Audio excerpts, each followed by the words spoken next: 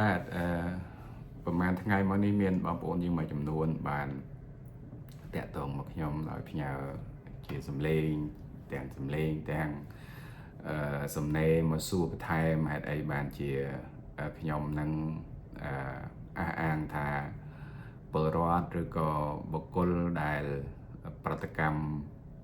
ដោយភ្នែកបន្ទូលតាមប្រព័ន្ធផ្សព្វផ្សាយសង្គមនឹងគឺជាមនុស្សដែលខ្វះជំនាញការគិតទិដ្ឋិពិចារណាអង់គ្លេសហៅថា critical thinking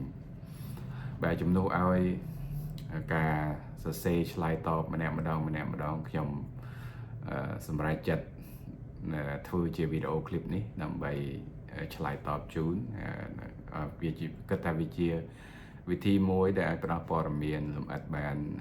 ច្រើនហើយនឹងងាយស្រួលបាទតាមពិតការលើកឡើងរបស់ខ្ញុំនឹងមិនមានចេតនាទៅបន្ទោសបង្អាប់ឬក៏មើលងាយមើលថោកប្រជាពលរដ្ឋណាម្នាក់ឬក៏បុគ្គលណាមួយនៅក្នុងសង្គមទេប៉ុន្តែគ្រាន់តែជាការចែករំលែកការយល់ឃើញតកតងនឹងរឿងប្រតិកម្មចំពោះព្រឹត្តិការណ៍នៅក្នុងសង្គមការលើកឡើងរបស់ខ្ញុំនេះមិនមែនជារឿងថ្មីទេតាមពិតទៅពីព្រោះមិនមែនខ្ញុំតែឯងទេដែលមើលឃើញបែបហ្នឹងសូម្បីតែការសិក្សាស្រាវជ្រាវមួយចំនួននៅក្នុងពិភពលោកដែលធ្វើឡើងដោយស្ថាប័នល្បីៗដែលធ្វើការ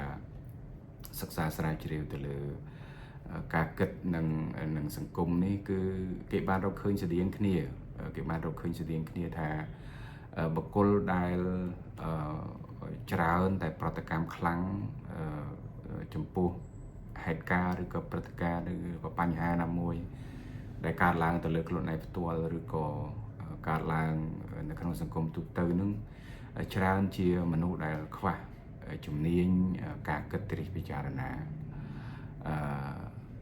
ដែលភាសាអង់គ្លេសគេហៅថា critical thinking skill ពីព្រោះគេ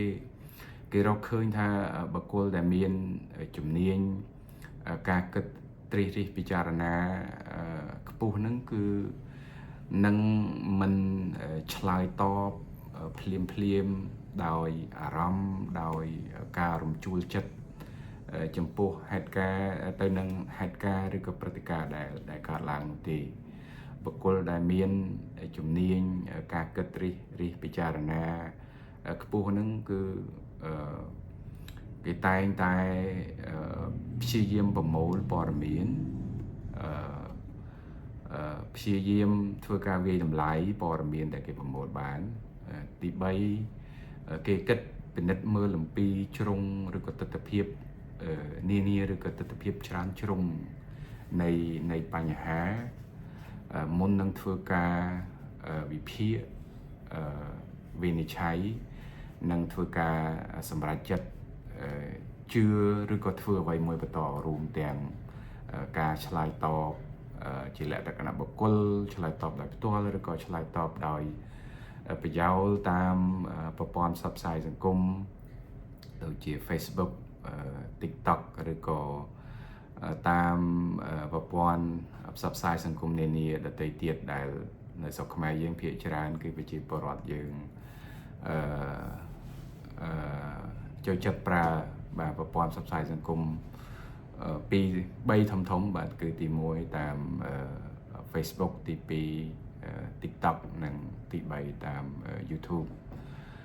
ហើយសម្រាប់សំណួរសួរថាតើអ្វីជាការគិតត្រិះរិះពិចារណាខ្ញុំនឹងធ្វើជាវីដេអូឃ្លីប